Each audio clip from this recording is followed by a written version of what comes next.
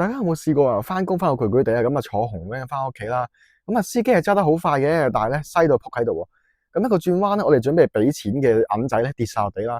咁諗住揾翻俾翻司機嘅時候咧就話：喂，你唔係一早準備晒啲錢先嘅咩？咁啊其實我哋跌咗錢嘅喎，仲要俾佢西到咁，咁係咪好冤屈咧？咁啊唔係唔俾錢喎。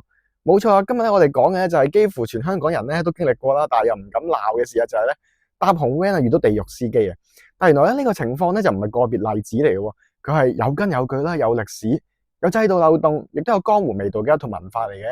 咁我哋今日咧就從呢個跌銀事件咧就講起啊，咁啊同大家睇清楚咧，紅 van 呢一個香港獨有嘅交通文化啊，咁啊點樣由非法近日熱烘烘嘅非法載客嘅白牌車啦，變成而家一個又亂又冇網管嘅交通黑洞。如果大家中意呢條片，可以俾個 like 啦。咁如果大家對於小巴業嘅發展啊，或者大家搭紅 van 嘅時候有啲好或者好差嘅經歷咧，都記得喺下面留言度同大家分享下，同埋支持小仔呢個 channel，訂閱啊！咁好啦，究竟紅 van 係點樣誕生嘅咧？咁就話說就係50年代尾啊，香港咧咁啊經歷咗人口膨脹啦，人口大爆炸，咁啊大量嘅人咧由內地湧入啦，新移民，咁啊成個新界爆晒棚喎。咁嗰時咧就邊度有夠巴士啊？又有巴士搭啊，或者有地鐵啊，的士啊貴到仆喺度喎。咁啊平民百姓邊度有錢又係 call 車啊？咁啊所以就出現咗一種灰色地帶嘅交通工具白牌車啦。講得白啲啊，就係咧唔使申請啦，唔使登記啦，車主自己揸自己架車賺錢，咁啊非法載客嘅。咁佢哋最大嘅特色就係咧冇政府監管啦，亂咁嚟啊，亂咁收錢啦。條路啊行唔行啊都得啊，冇固定路線啊，中意搭邊個就搭邊個啊。咁一開始咧，政府都扮睇唔到嘅，咁因為咧呢個咁嘅文化白牌車咧，咁啊的確咧就解決咗一部分人交通嘅問題喎。咁但係好快咧，社會開始爆煲啦。咁有啲咧當其時嘅 van 紅 van 啦，即係當其時嘅白牌車司機咧，打劫乘客啊、勒索錢啊、濫收車資咧，咁啊超速啊、失控樣樣齊喎。仲有啲司機咧半路咧掉暈落車都得嘅，就唔肯載你，咁啊你自己行埋半段路啦。咁去到1959年咧，政府終於頂唔順啦，咁啊開始研究規管。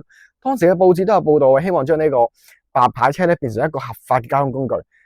收費係巴士同埋的士之間啦，咁啊唔好再俾佢自由發揮限制住佢啦。結果咧呢個建議咧就演變成今時今日嘅紅 van 紅色小巴啦。咁啊點解咁紅咧？紅 van 就大家一齊睇埋落去啦。咁其實咧紅 van 咧開線咧就要孝敬黑白兩道嗰啲江湖味嘅喎。咁啊，我哋以為啊，申請紅 van 就好似開奶茶鋪啊、開餐廳咁簡單，其實又唔係喎。喺70至90年代咧，開一條紅 van 線咧，唔單止係經濟行為啊，仲有一場江湖鬥爭。首先咧，就當其時咧，嗱括弧啊，孝敬警方嘅要咁啊，有啲當其時嘅線主就話，咁啊，如果想架車咧平平安安咁樣喺區入邊行啊，咁咧就要每個月咧交錢買飛啦，暗盤地，咁就每週咧每個禮拜40蚊啦，咁啊之後咧就有張紙貼喺車度。咁啊，或者即係大銀幕或者車頭冚咁啦，就代表咧呢架車有人睇嘅，交咗保護費嘅。咁如果冇呢張紙咧，就有機會俾人截車啊，俾人告啊、抄牌啊等等啦。咁啊，但係我哋以為係咪交完錢俾差佬就完咧？唔係喎，其實仲要敲經埋黑道喎。咁啊，睇下嗰區咧邊個地頭咁開線咧，揾佢出嚟打個招呼通知聲。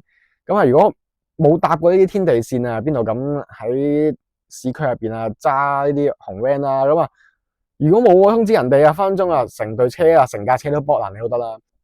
例如啊，喺香港仔、荃灣、深水埗呢啲，全部都係有幫會控制住嘅紅 van 路線咧。有人話啊，當年啊開線唔係就睇利潤嘅，而係就睇我哋咧有冇勢力啊。有勢力就可以霸住條線啦，冇勢力咧就可以搭住人哋條線嚟行啦，就唔可以自己揾食嘅。咁呢種黑白合作嘅文化咧，去到90年代咧都收斂咗少少，但係就唔代表消失咗喎。去到今日咧，各個地區嘅站頭啊，都可能仲有幫會勢力啦。咁啊，譬如啊，有啲司機啊要揀咩時間開車咧，都要俾人哋話事，要問過人嘅。咁簡單嚟講咧，紅 van 唔係就係交通工具啊，而係有份江湖味喺度嘅。咁其實咁簡單講個紅 van 嘅背景之後咧，咁啊，去到呢集嘅重點啊，就係乘客搭紅 van 嘅體驗啊。其實係咪就好似每日都係揾命搏咁樣？我哋搭車嘅時候，我哋有冇試過搭車嘅時候咧，個心咧默默咁樣祈禱啊，唔好揸咁快，唔好揸咁快啊，同埋希望有位坐啦，唔好俾個司機激企喺度啊，唔好鬧我啊咁樣咧。咁啊，有網民啊反映個真實案例啊，佢就話佢一日放工啊，拎住幾袋嘢啦，咁好攰，上咗部紅 van，但係個司機咧揸到架車飄啊，好快啊，仲要左綽右錯，左西右西啦，唔知咧仲以為自己咧玩緊狂野時速添。咁啊，諗住落車俾錢啦，都未講得切，未企得定個人啊，咁咧就一個彎咧，西到佢咧，啲散紙跌晒喺地喎，咁就諗住咁啊要執翻啦，咁啊已經準備好啲車錢，咁搞到而家要執啦，咁啊都未同司機講話，唔好意思啊，我跌咗個錢，跌咗個銀，執翻先，咁啊司機即刻黑面啦，準備定啲錢先啊嘛，準備好啊嘛，冇錢落車啦，阻住晒咁樣樣，咁咧當時呢個乘客咧網友分享啦，就話咁佢又唔係冇準備定，又唔係唔俾錢喎，即係你西到我跌咗。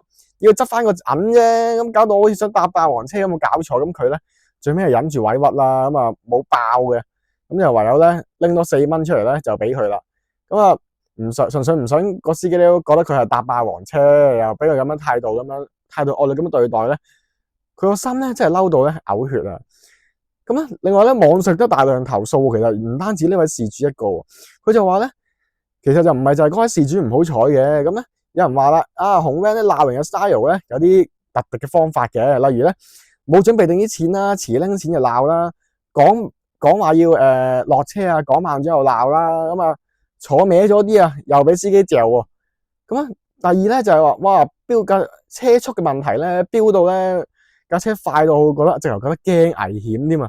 夜晚冇人嗰陣時咧，紅 van 司機可能當咗架車同埋馬路咧係 F1 嘅訓練場，咁啊同埋有陣時啊。司機咧又唔想找錢喎，因為你俾100蚊啊，或者俾50蚊叫你找咧，佢都黑面啊，唔係幾好啊，鬧你。喂，要找錢去便利店唱啦，當我咩啊？咁咧有陣時咧就譬如站嗌遲咗落車啦，咁啊直頭唔俾你落添喎，即係咁啊冇計啦。咁啊成個搭車過程咧唔係搭車啊，簡直係一場生存嘅遊戲啊！咁啊每一次搭咧都要記住啊，唉，原來我都係唔配搭車嘅。咁啊講真，我哋會唔會懷疑？其實我哋只係想翻屋企啫，使乜咁過分啊？咁呢啲係態度嘅問題啦，唔止態度啊。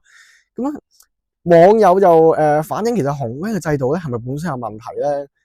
咁其實咧紅 van 咧係冇一個完整嘅制度架構去保護乘客嘅喎。咁啊，例如啊，冇中央熱線可以投訴啦，咁我哋都唔知個司機叫咩名啦，個車會唔會有 number 有登記啦？亦都冇統一嘅公司管理啦。紅 van 多數咧係個體戶經營嚟嘅，唔似巴士公司咁有制度，背後咧有後台支援嘅。咁啊，仲有一點咧就係。有陣時嘅路線唔穩定啦，收費飄忽啊，去同一咁呢啲情況，呢個情況可能喺新界嘅紅 van 線咧可能會常出現啲啦，市區好似比較少呢啲問題嘅。咁就話去同一個地方有時收8蚊，有時收9個半啊，即係憑感覺去收乘客錢啦。咁啊乘客就冇選擇嘅餘地啦，尤其是咧有陣時咧喺新界嘅一啲偏遠嘅地區咧，咁紅 van 咧似乎有陣時咧都係唯一嘅選擇。如果唔係咧，又要 call 車 call 的士，咁變咗嗰個收費啊，自然倍增啦，係咪？或者等1個鐘巴士嘅，咁換言之咧，有乘客同司機之間咧就冇平等嘅對話空間嘅，咁啊一係就答，如果唔係咧，司機話事，我哋冇得反應啊，冇得嘈啊咁樣。咁究竟呢個係服務業啊，定係我哋欠咗紅 van 司機咧？咁啊，試問大家啦，其實紅 van 司機究竟係提供服務啊，定係我哋要跪住拜住先俾佢上到，先可以上佢架車㗎？咁我哋搭的士啊，的士司機咧都會同我哋講唔好阻住咩？咁啊搭巴士啊，巴士叔叔更加唔會嫌我哋咧入錢落部機度入得慢啦。咁點解紅 van 可以咁對人咧？有啲司機咧，簡直覺得咧自己又唔係服務業啊，而自己咧做生意都難做啦，客人冇資格呻咁樣。咁啊，當然我相信咧呢啲態度惡劣嘅司機咧，只係佔少數啦。不過咧，遇到呢啲情況嘅市民都唔少嘅喎。有啲司機都好有禮貌，咁啊幫你拎袋啦，咁啊報站啊就報得準嘅，咁啊停車嗌有落咧都落得準嘅咁樣。但係咧有陣時咧變咗我哋嘅感覺咧。好司機遇到好司機嘅情況咧，就變咗好例外、好個別例子啦。但係壞體驗咧，都周不時發生。其實咁做咧，對紅 van 司機自己都冇好處嘅，因為咧，乘客越嚟越搭紅 van，寧願搭巴士啊。咁而家地鐵網絡又覆蓋得多咗喎，結果啊，紅 van 客量跌啦，收入啊減少啦，司機咁變咗惡性循環啊。最後成個行業啊，就會越嚟越殘嘅啫。咁啊，大家諗下啦，每日咧要同幾百個陌生人互動嘅行業。冇員工訓練，冇申訴系統，亦都冇獎罰制度喎。咁呢一行啊，點樣做得長啊？咁而家紅 van 就係咁啦。咁啊，靠啲師傅嘅經驗咧，頂硬上啦，一種習慣延續嘅生存啊，靠乘客嚟咧，即係都唔出聲撐住啊。咁而家唔改呢個紅 van 文化咧，繼續噶啦，鬧人鬧到走啦，飄車啊飄到狂野時速咁啦。咁咧，其實咧，司機同埋乘客之間嘅矛盾咧，呢個誤會咧，大解決係點咧？就係。其實都唔係交通問題，而係信任問題。乘客嚟講咧，其實想快啲翻到屋企，或者去到目的地就唔好俾人鬧啦。司機就咁覺得個角度就係每日揸成10幾個鐘啊，咁啊拎緊都拎咁耐啊，阻住我翻站頭休息啊都唔得啊咁變咗其實雙方都有情緒嘅，雙方都冇錯，有一方面又想增加效率，另一方面快啲安全到步啫。咁但係咧，其實制度上其實冇平台冇渠道咧，去疏導呢個問題，結果變咗有多鬧交或者市民忍氣吞聲啦，司機亦都有冤無路訴喎，咁就互相傷害啦。咁啊，政府長年唔理啦，小巴業界咧有心轉型，但係又唔知點轉，結果乘客得個忍字。咁啊，最後咧大家咧就變咗每日都上演冷戰啦。咁其實司機同埋乘客嘅矛盾咧，表面上咧就睇人與人真係衝突啦，但係其實咧背後係成個小巴行業嘅制度缺失同埋轉型困難嘅縮影。司機同乘客兩方面都一路咁樣忍落去嘅，都好難搞嘅。咁結果咧，而家見到啦，小巴行業式微啦，牌價大跌啊，乘客又流失。究竟而家呢個行業點做咧？喺2011年啊，小巴牌咧炒到780萬一個喎。咁啊，而家咧跌到得翻30萬，跌幅咧高達96%。咁點解會咁咧？其實就係因為鐵路爆發式發展啦。咁啊，鐵路網覆蓋豐富咗，市民有多個選擇啦。巴士公司整合服務喎，咁啊班次又穩定，仲有得睇到站時間添。咁另外啊，紅 van 方面咧，油價、保險、人工咧係咁上升啦。司機又老啦，流失咗，後繼無人。咁紅 van 呢個文化咧，有冇制度支援喎？咁啊，開始咧慢慢式微，牌價個已經反映咗紅 van 業嘅前景啊！真係可惜啊！呢個獨有嘅文化。咁去到結尾啊，紅 van 咧曾經係香港文化嘅代表啦，快靚正服務貼地啊。咁但係而家咧就變咗一個冷漠混亂嘅灰色地帶啦。咁好啦，今集講到呢度啦。咁大家如果中意呢條片，可以俾個 like 啦。咁啊，如果對於小巴行業有咩睇法咧，記得喺下面留言度講低討論下啦。咁大家如果中意呢個 channel 咧，咁記得支持下小弟訂閱啦。咁啊，今日講住咁多先，下集再見，拜拜。